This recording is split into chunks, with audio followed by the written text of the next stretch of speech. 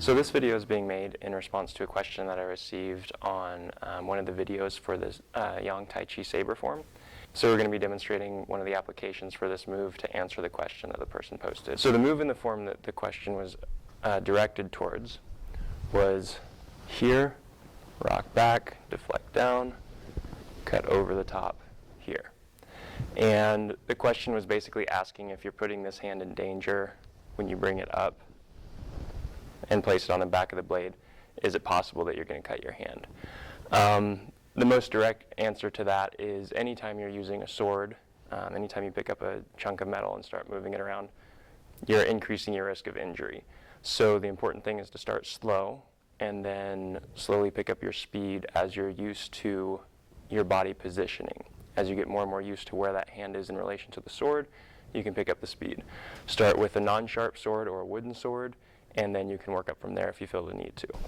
From here, the way that you can kind of decrease your risk while you're doing this move, when you rock back here and start to come over the top, make sure that this hand is further back, so it's going to be in line with your body, and this one's going to be a tiny bit forward, so that as this cut happens, this hand's behind the blade as it comes down. So from here, you rock back, come up, and it's already behind the blade, so it's out of danger there when you do this cut. So now we're going to demonstrate what that move is actually for. The idea is with a stab to the stomach or the lower body, you're deflecting it. Now when you do it in the form, you do really big movements, right?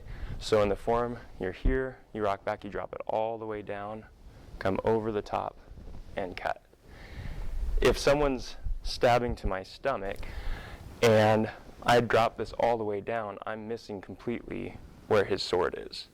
So you change the size of this movement based on where the attack is actually coming. If he's coming toward my stomach, then from here, I'm going to shorten this movement so that this big sweeping motion, instead of being huge like that, is going to be right here, and I can step in and do the cut that I need to do. So when his stab comes in toward my stomach, it's a small deflection, and then you move in, and the hand's on the back of the blade, so you can push that cut through. If the attack's lower than to the stomach, which is where we would shorten the movement to get that cut, then you would use a larger motion because you need to deflect lower. So if he was to attack like to my knee or foot, then this type of a motion here, like you see in the form with the sweep, is going to be a better way to use this move in that situation. So if he's attacking low, like to my leg, then I could use a larger sweeping motion to come in here with this and then push through. So the reason that hand's important as you're coming over the top is because, especially with the Yang Saber, with it being a much thinner sword, you don't have as much weight behind it as it's coming through with that cut. So after he stabs and I deflect here, I can use this hand to push into that cut so I can complete it and cut deeper with it than if I was just using one hand. So for the Yang family Tai Chi, they usually use a saber like this where it's thinner, it's not as heavy. So they usually use lighter deflections, and also the blade doesn't weigh as much when you're swinging it around for your attacks. So you have to take that into consideration with your attacks. That's one of the reasons why that hand on the back of the sword as you're coming through is helpful with the Yang Saber. The saber or broadsword that the Yang family saber sort of developed out of is a much heavier, thicker, wider sword.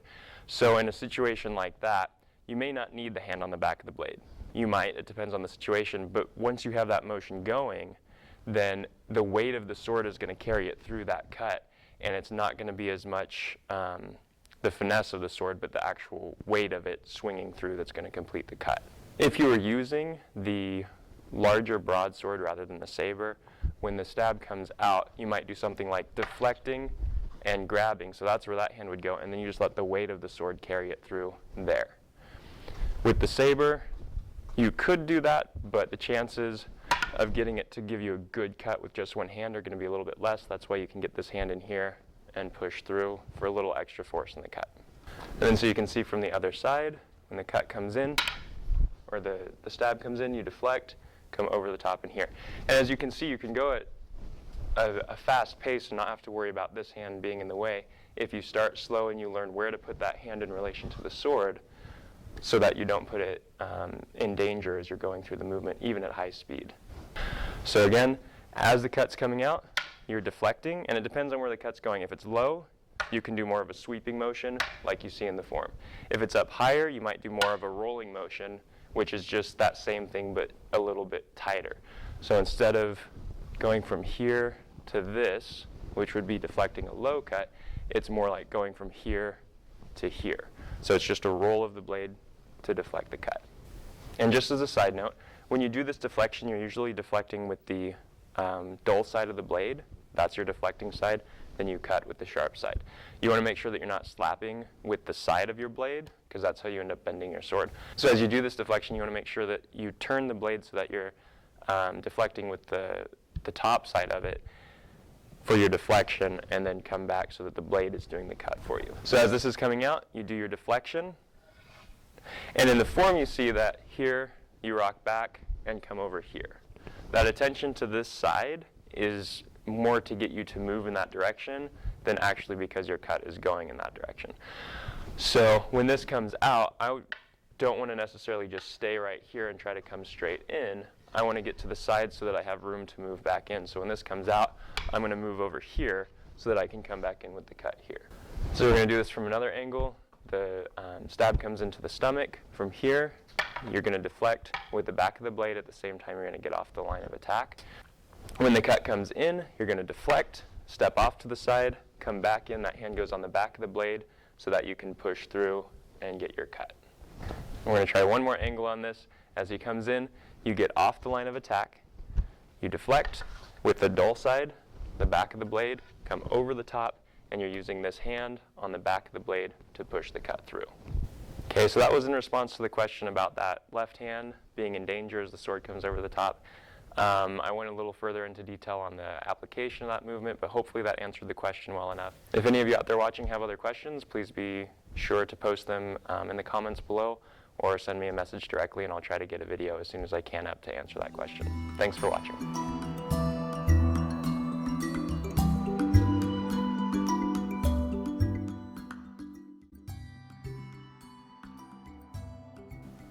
In this video, I want to talk to you about a product that I've been using for a lot of years now, something that I absolutely love. And if you're into taking supplements, you will probably absolutely love this too. It's called Daily Complete, and it's put out by a company called Pure Trim. This is what it looks like. And the reason I love this so much is because, one, it's a liquid, so I don't have to swallow pills when I take it. Two, it has over 200 nutrients in it, so instead of taking several different supplements, trying to get the same amount of nutrients that I can get out of this bottle, I take 1 ounce of this and I'm done. Now, this is one of the products that I used extensively while I was over in China training, and I think it was invaluable for me for keeping my energy up and making sure I was getting proper nutrition while I was doing strenuous training all day long. Now, the last thing that I really like about it, it's awesome, is it's just simple to take. So if you're like, all right, it's time to take my supplements with my lunch or whatever, you literally just open it up, get a little ounce glass out, pour yourself an ounce, done, swallow it. And that's it, you're done. You've taken your vitamins for the day. Another nice thing is it tastes pretty good. It basically just tastes like oranges and a hint of vitamin flavor to it, if you know what vitamins taste like. So anyway, I hope you try it out sometime if you're into taking supplements. If you're not, I still hope you try it out, and I hope you learn to love it as much as I do. Daily Complete.